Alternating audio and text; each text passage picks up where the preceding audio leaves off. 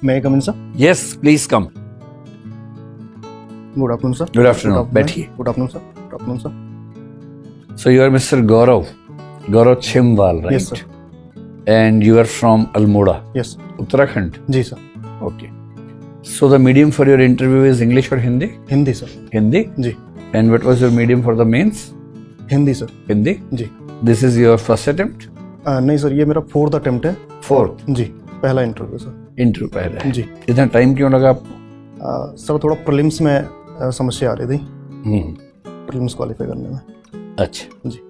तो गौरव, इससे पहले कि हम आपसे बात शुरू करें, थोड़ा सा अपने बारे में बताइए. मेरा नाम गौरव छिमवाल है. मैं अल्मोड़ा उत्तराखंड का रहने वाला हूँ. जी. मेरी प्रारंभिक शिक्षा गांव के ही सरकारी विद्यालय से हुई है.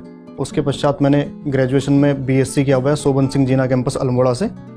उसके पश्चात मैंने तैयारी शुरू की और इसी बीच मैंने तैयारी के साथ साथ एमए हिंदी साहित्य में इग्नू से भी किया. ठीक है. और ये मेरा चौथा प्रयास है, पहला इंटरव्यू. और आपकी रुचियों में क्या क्या है? मेरी हॉबी सर एक कुमाऊनी फोक सॉन्ग गाना और माइंडफुलनेस मेडिटेशन करना मेरी रुचि है. Mindfulness meditation. जी. मैंने सुना था कि मेडिटेशन का उद्देश्य है टाइमलेसनेस, स्पेसलेसनेस, सेल्फलेसनेस के लेवल पे चले जाना. जब माइंड इतना एक्टिव ही रहेगा तो मेडिटेशन का फायदा क्या होगा? मेडिटेशन का उद्देश्य तो ये है कि माइंड एकदम इनएक्टिव हो जाए और आप समाहित हो जाए एक व्यापक शून्य में. तो माइंडफुल मेडिटेशन क्या होता है, कैसे होता है ये? सर माइंडफुलनेस मेडिटेशन में हम अपनी ब्रेथ पर फोकस करते हैं और इसका उद्देश्य होता है कि अपनी अवेयरनेस को हम प्रेजेंट मोमेंट अवेयरनेस और नॉन जजमेंटल अवेयरनेस पे फोकस करते हैं हम इसमें. जैसे कि वर्तमान क्षण पर ध्यान केंद्रित करते हैं, जैसे सांस अंदर जा रही है आ रही है, इस पर ध्यान केंद्रित करते हैं. और इसी समय जो हमारे मन में भाव आ रहे हैं, विचार आ रहे हैं, तो उनके प्रति हम कोई निर्णय नहीं देते अपना, ये अच्छा है बुरा है, उसको एक तरीके से इग्नोर करते हैं. और तो यही इसकी विशेषता सर, इसमें अवेयरनेस पे ज़्यादा ध्यान देते हैं. लेकिन सांस पे ध्यान देने वाला मेडिटेशन तो बहुत पुराना है. जी. ये तो नया नाम किसी ने स्टिकर लगा दिया उसके ऊपर. कुंभक, रेचक, इन शब्दों को जानते हैं क्या है? नहीं सर, सॉरी सर. आनापान को जानते हैं क्या? जी. क्या होता है आनापान? सर आनापान सती एक ये बुद्धिज्म की एक प्रणाली है ध्यान करने की. सर उसी को वर्तमान संदर्भ में हम माइंडफुलनेस कह रहे हैं सर. नहीं, आनापान का मतलब सांस लेना, सांस छोड़ना, जी. उस पर ध्यान लगाना. जी सर. कुंभक रेचक का भी मतलब होता है, कुंभक मतलब घड़े की तरह सांस भर लेना, रेचक मतलब सांस छोड़ देना. तो बहुत पुरानी विधियां हैं, इसमें ऐसा कुछ नया तो समझ में नहीं आया. नाम नया है माइंडफुलनेस मेडिटेशन का. आपकी जेनजी में कुछ नया नाम देने की प्रवृत्ति है ना, शायद इसलिए होगा. तो मेडिटेशन से कुछ लाभ आपको हुआ? जी सर.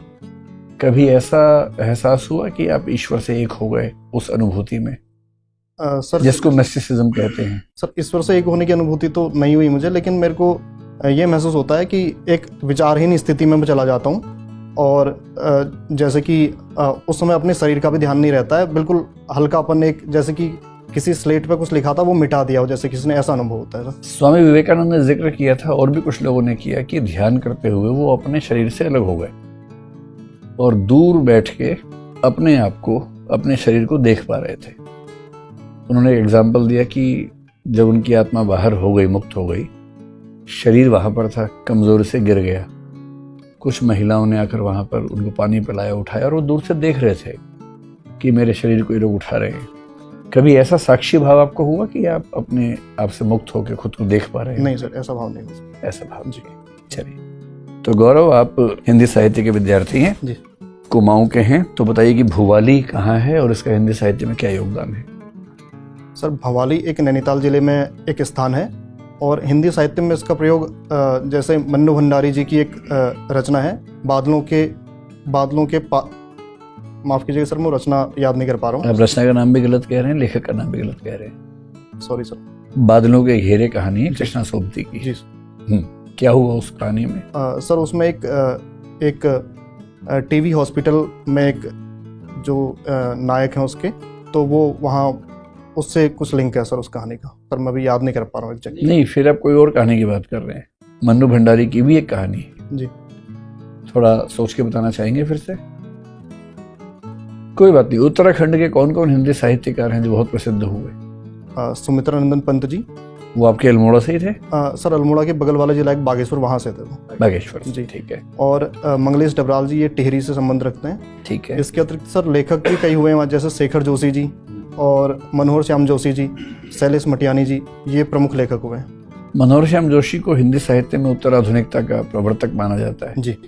उनके 3-4 उपन्यासों के नाम बता सकते हैं? जी सर, एक उनका उपन्यास है क्याप कसप और हरिया हरक्यूलिस की हैरानी।